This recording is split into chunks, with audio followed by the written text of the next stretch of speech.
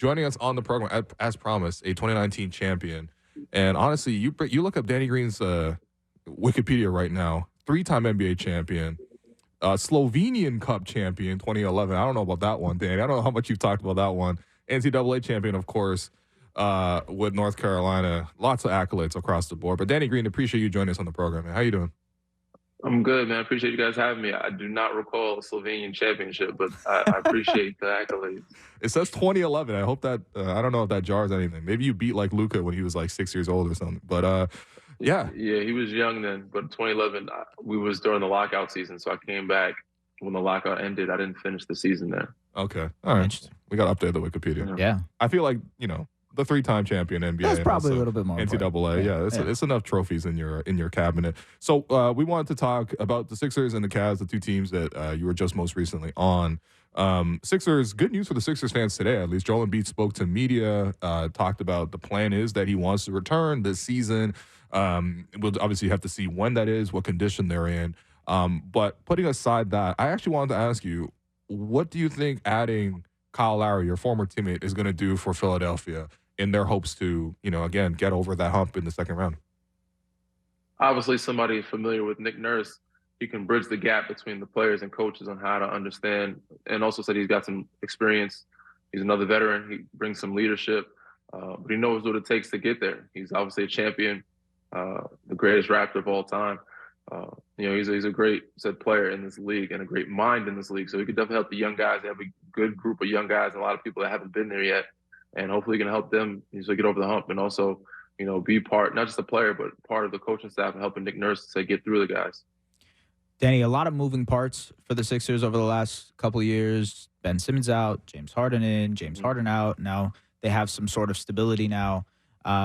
With Nick Nurse coming in, and obviously you're well-versed in both Nick and Kyle, what do you think has been the biggest difference this year in terms of how this team looks, maybe offensively and defensively? It's hard to tell with Joel being out. But when Joel was there, and Tyrese, they just looked, pretty fresh. And then Tobias, in a playing in a pretty good role as of late. I know Tobias is struggling a little bit, but those three guys have been playing, really good basketball, as well as the others. Kelly Oubre had a stint. They just have injuries. It's hard to keep them, afloat or staying above or being where they should be because of the injuries they have. They're really a top 3 team in the East. But because they've had so many bodies out, D'Anthony Melton being out, and then the trades happening, it's kind of ruined the flow and the chemistry at times. But, before all that happened, Nick had them playing at a very high level and really comfortable and good basketball and playing confidently. So Tobias playing some of his best basketball. Joel, obviously MVP season before he got hurt. And Tyrese could have been an all-star starter before, Joel went down. If they continue to be a top 3 team, he could have been a starter in the All-Star East for sure. Yeah, I think the Raptors definitely saw a lot of Philadelphia at the start of the season. I think you even made the trip in one of those coming to Toronto or, things the first one. Yeah, right? And it's like I felt like the Raptors had no answers for that pick-and-roll combination in particular. So hopefully Joel's able to get back onto the court. But I think, speaking to Nick Nurse's approach, you went through training camp and all the things with them. Like, what was Nick's approach coming to Philadelphia? Because that was not an easy job to take over. Philly had been sort of, again, they can't get over the second round. They let go of Doc largely because of that reason. What kind of new, technique or, swagger, what did Nick do with that group? Because we've seen Nick have instant success, obviously, previously in 2019. Yeah. For sure. I think just change the mantra and the mindset of the Philadelphia sports. The city of Philly has struggled with a few. Said the Phillies have won one and the Eagles have won one. But it's been tough. The mindset is they don't really expect to win, always think something's going to happen. It's kind of how I guess the Cowboys fans have been as of late, America's team, but everybody knows something's going to happen with the Cowboys. They're going to do something to choke or to lose.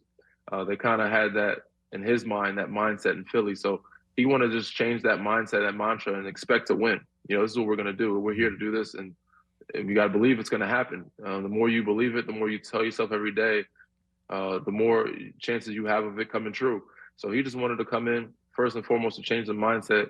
And then, of course, follow suit from that by, putting in his principles, putting in his theories, and having the team, strengthen their weaknesses, which was, I think, rebounding. They were pretty weak at, and transition defense. That's just the basketball X's and O's. But outside of that, it starts with the mental more than anything. Danny, I want to switch over to Cleveland and the Cavs, and you obviously you finished out the 2022-23 season with them. The playoffs didn't necessarily go the way you guys might have expected, especially because they had a really, really good year. What went wrong in that first round against New York, in your opinion? And yeah, in general, just like what happened from your perspective? I mean, not a lot of things went right. We had one good game too. Yeah, I think it was just an experience thing. So the whole team, most of them, except for Donovan, I think Jared Allen, most of those guys are young, had never been. Karis LeVert had been, but none of them have been in the playoffs like that, including the coaching staff, which I said was an eye opener and for a while. I think the front office hadn't been in the playoffs for a while since Braun had left.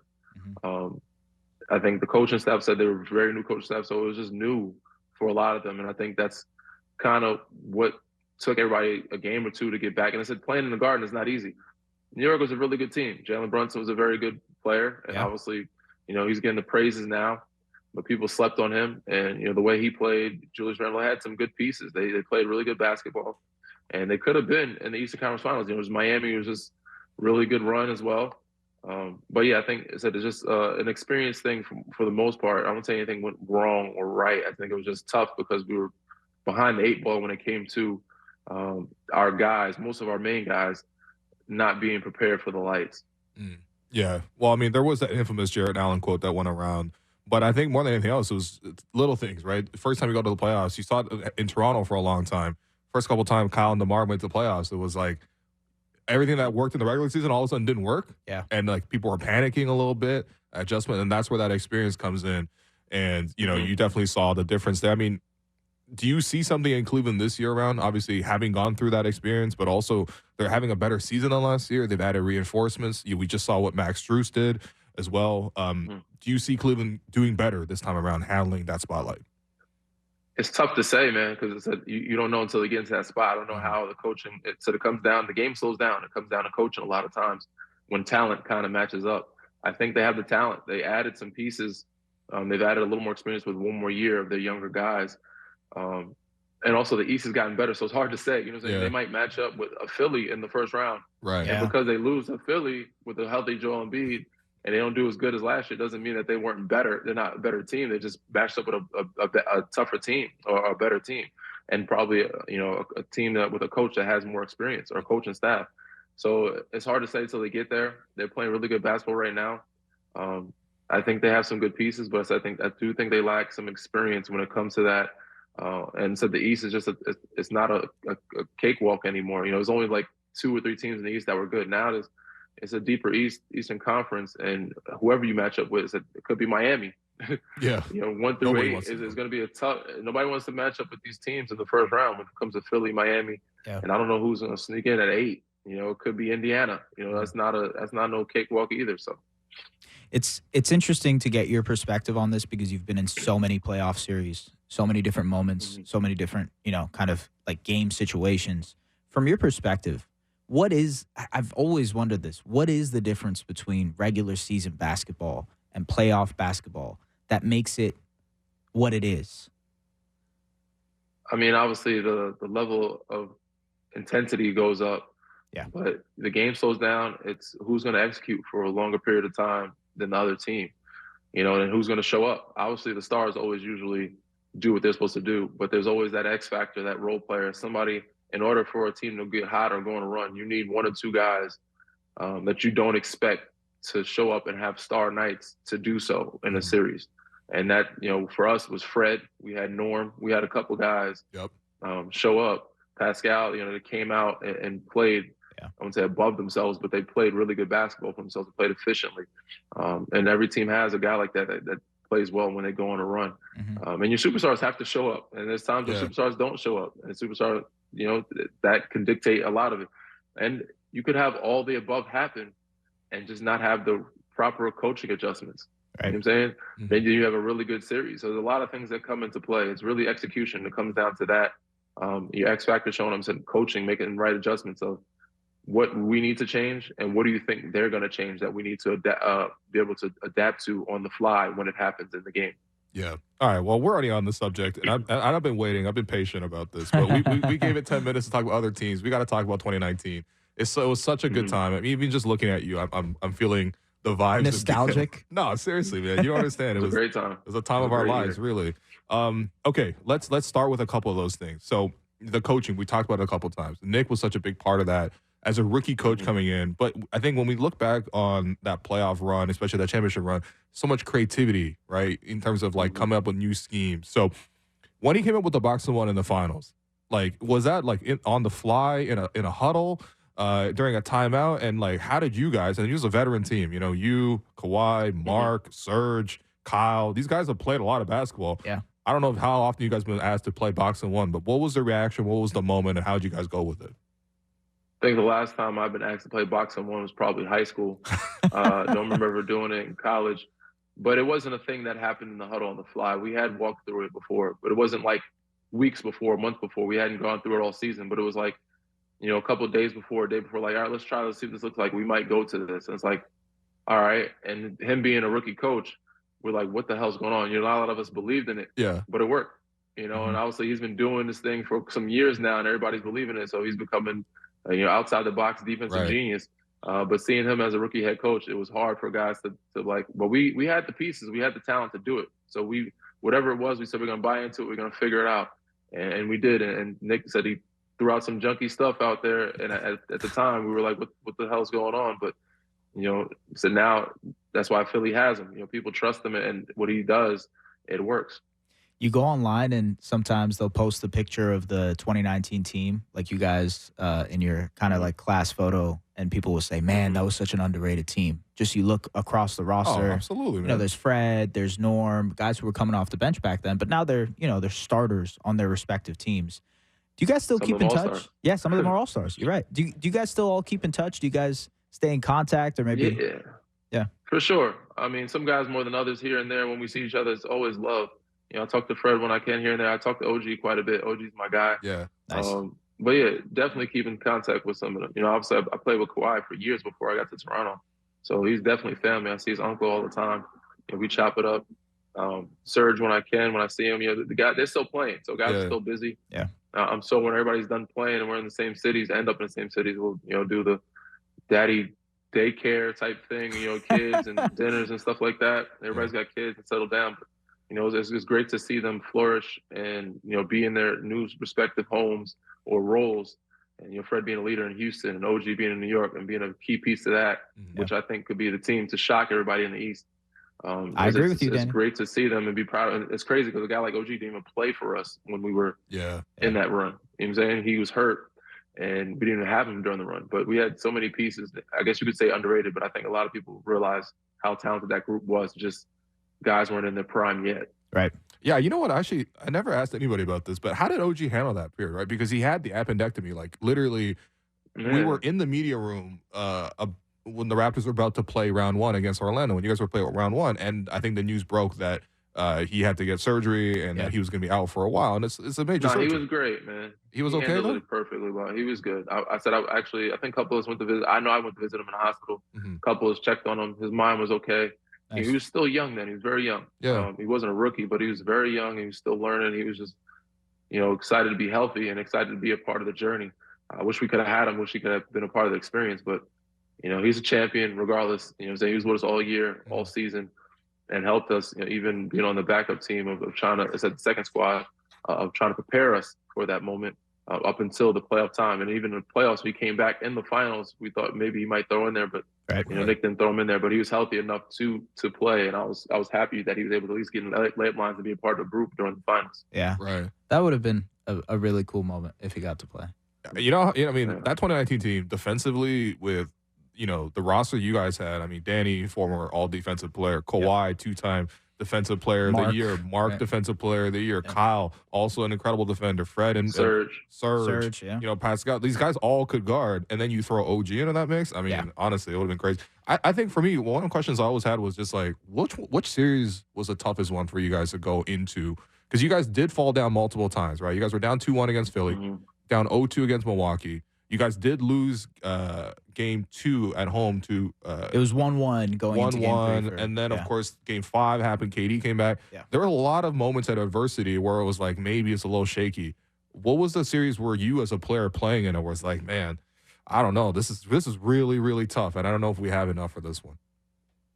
I think it was the Philly. I mean, Philly's the one that went to 7 games, you know, and obviously being down 0-2 to Milwaukee, but I still thought we were the better team. I thought we could get them. And once we tied it up, it was like, all right, we're good. Yeah. Orlando, we lost game 1. There was the historic thing of Toronto always losing game 1s. Yeah. I don't think we were too stirred about it, but we were like, man, this is okay. We need to wake the hell up.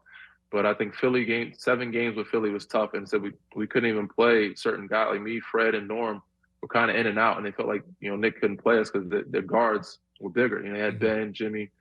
It was hard to play, you know, Fred and Norm when they had those big guards. We kind of rotated in and out, but it was an interesting series and went 7 games. And if that went into overtime, if Kawhi don't hit that shot, we don't know where we'd be. But obviously, Golden State had injuries, and weirdly enough, we won all our games on the road.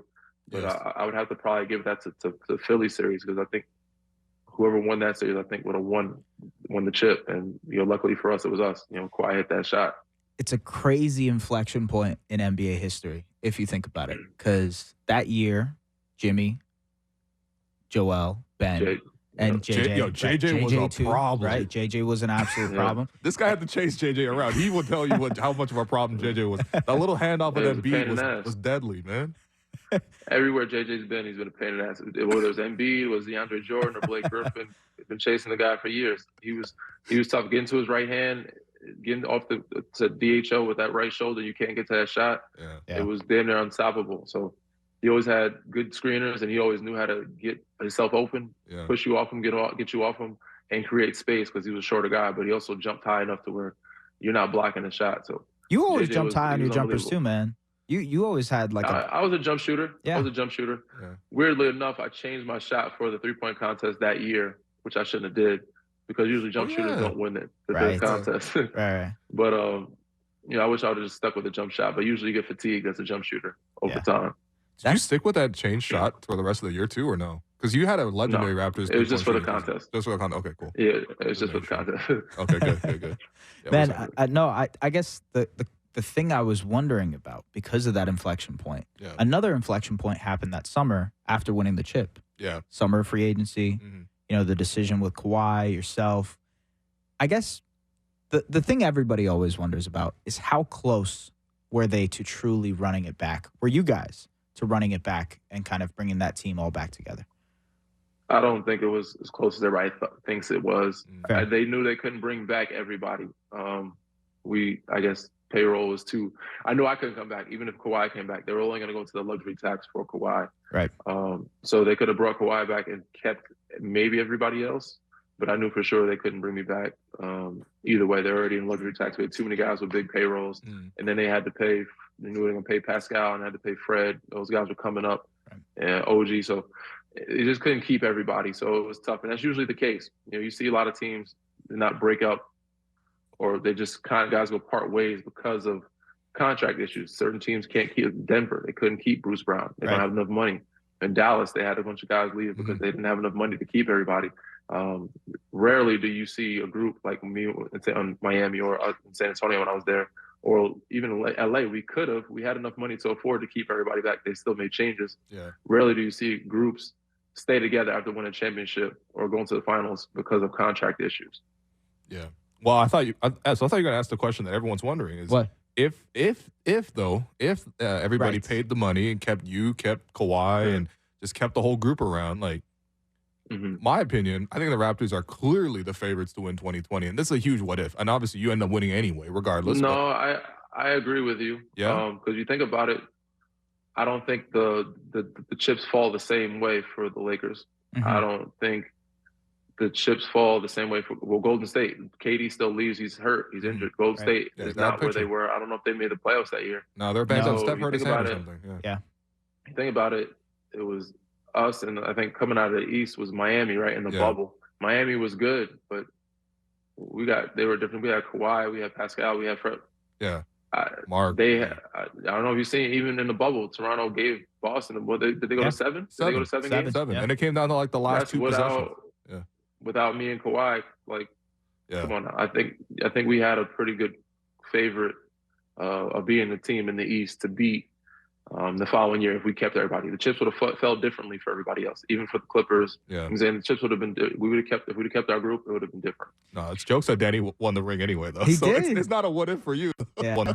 You know what's funny though? The Raptors gave the Lakers problems in that year. That run it back year. I remember. Pascal had that big game against AD and whatnot. Well, Everybody that came to LA gave us. I mean, people have their best games when they come to LA. Yeah. They started court side, guys played great. Yeah. They played great. And it sucks that we had to just do everything in the bubble, but you know, we had a really good group. Once they signed, obviously Bron, AD, they signed me, and then they signed KCP back. Mm-hmm. Dwight, JaVale, brought in Avery Bradley, brought in a bunch of guys. We had a really good defense team. Alex Caruso. Mm-hmm. We just had too many stacked veterans and great talent there. Yeah. No, that's incredible. Danny, I remember because you were doing Inside the Green Room at Yahoo in 2019, and I remember that year in particular. I mean, first of all, everyone had to tune in, right? It was like a championship-winning team. You got to tune into all the stories. You got interviews with all the guys. Like, it was incredible. Actually, it was great. The one guy you couldn't get was Kawhi, though. I feel like nobody's got Kawhi. Will Kawhi ever do a podcast? Except for Serge. I think Serge got Kawhi. He's the only person. I don't think Kawhi. Did Serge pay him? OG that I've been trying to. I think he did. I mean, I would assume so. And I wasn't the type to annoy or nag guys. Out there. Like, some guys will come to me like, I gotta get on the pod. Cool. That's the one thing I hate about having a pod is having to ask people.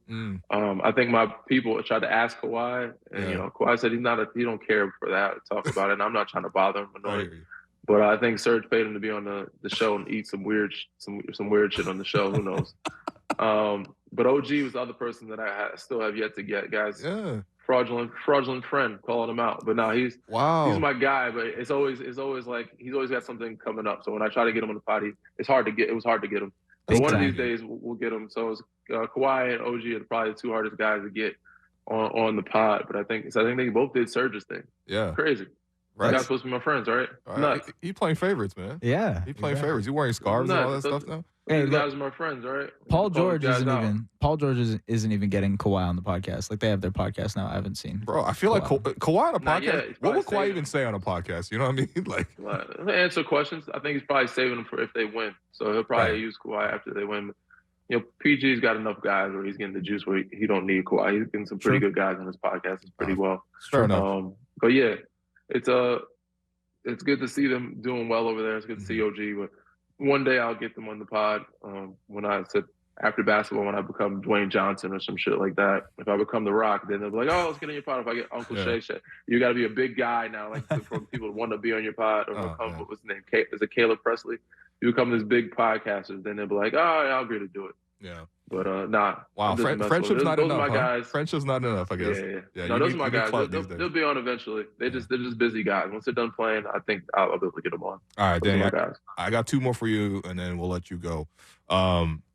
Number one, for that year in particular, and it's funny we're talking about Kawhi, but it was like, I remember you were the go-to guy for all the questions that all the reporters wanted to ask about Kawhi. They would just come to you instead. Yep. What was it like being Kawhi's translator that year? Oh, yeah, being the other guy in the trade. I mean, I've always been that person. You know what I'm saying? I've been the media guy to talk to people that want to do. Even in San Antonio, older guys that want to talk. Make the young guys do it. Danny will do it.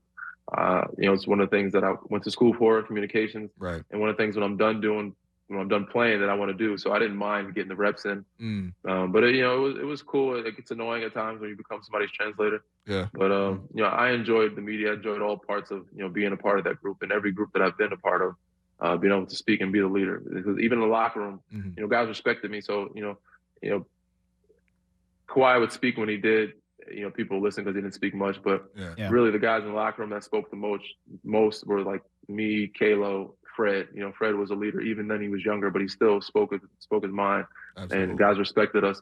So when it came to everybody's talking about these stories in the locker rooms of who said what, and most of the time it would come from one of us three. No, that was amazing access. And honestly, Inside the Green Room, it obviously remains it's unique. Shouts to Harrison as well. Shouts to friend of the program, Harrison Sanford. But you guys have always given us great access. And the last question, since we're in a good mood, I feel like I'm going to just sneak this in. I'm sorry, man. But after the turnover in Game 6, right, how did you feel in that moment? What were the conversations like? Because I got to say, that was it was a little scary, but obviously you guys pulled it out, so you guys are all good. But after that turnover, what were you thinking? I almost forgot about it till you brought it up just now. So I've been trying to forget about it for years, but I appreciate you bringing it up. Sorry, Obviously, in dude. the moment, man, I knew that I had full confidence. I was hoping that I get a chance to, stay in the game and make a play defensively. But I think Nick subbed me out, so I had to watch from silence. But I had full confidence in my team to get it done, figure it out. Obviously learn from those type of lessons. Like, don't be caught in the corner of half court. I had 2 defenders on me in the half court line and the out of bounds line, so I'm in the worst position possible. Yeah, exactly. So it's like, never put yourself in that. And as a point guard, you know that, but I'm not a point guard, so I don't fucking know that. But those situations, you learn from it and move forward. But luckily, said we got it done. But I had full confidence. And the time, I said, I'm just like kicking myself because learning from Pop, regardless that we won, I'm still like, damn, it's hard to me to celebrate, be as excited when I know. Yeah, when you make mistakes in those type of games, especially you're an overthinker, it's hard to not think about the things that you did or what you think people are going to remember you for. In the moment, it's like, damn, people always remember I had this turnover. And as it comes. I'm sorry, man. No, I'm sorry. Because that's not fair, man. I don't think Danny that's not true. Dude, you had one of the best three-point shooting seasons ever as a Raptor. 100%. Right? You were the starter for the entire title run. Come on, man. For sure, 100%. But a lot of people always they said it takes years, but people do forget. And that's when it's like easier for me to like, all right, nobody cares about it. Yeah. But in the moment, people were like, oh, he almost cost us the championship. Even Lakers, we won a championship in the bubble. Danny Green missed a shot. It's like, people remember the negatives more than they remember the positives until years pass. Yeah. And it's like, he won a championship, but it's always going to be a thing. And then at that moment, you're like, damn, I don't want to be remembered by this. You know what I'm saying? I want to be remembered for this, or I want to be the one to let my team down. But it's just something that was instilled in me when I was in San Antonio because we lost the first one in the finals. I just remember Pop replaying, these mistakes over and over from the game 6 that we lost when Ray Allen hit the shot. And it's like, damn, I could have cost my team this. And that is always going to be buried in my brain or in my basketball heart forever because, like, damn, I could have had another championship. It's what it takes to win 3 chips, man. Yeah. Like, you see that? This guy won the championship, and he's like, I lament that one turnover. Dude, it didn't even matter. Didn't matter. You guys won. Nah, but it builds you as a character for future positionings. And also, said when I'm teaching my kids something, or you're teaching your campers, I've won, but I'm not perfect. I failed just as much as I've succeeded. Right. And this is why I'm able to succeed and hopefully succeed even more because of these failures and these mistakes that I made. And I don't want you to make the same mistakes. But if you do make a mistake, don't get too down on yourself because you never know, what the next play may bring if you're staying in a positive, positive mindset. Yeah, I hear you. Either way, man. Remember and know that you are a legend here in Toronto. I appreciate it, man. You will, bro. They always show so much love, man, and appreciation there. And I love coming back to not just the country of Canada, but the city of Toronto. Right, of course. Because you did a nation tour. I remember that too. Yeah, I did. Yeah. I did a camp tour, and I would love to have done it every year because it was so much fun and a lot of love. But any chance I get to try to come back to Toronto, I do. I said if I was a citizen, I'd live there. If it had better weather in Toronto, I'd be home for sure. I hear you. Just because the weather's a little tough.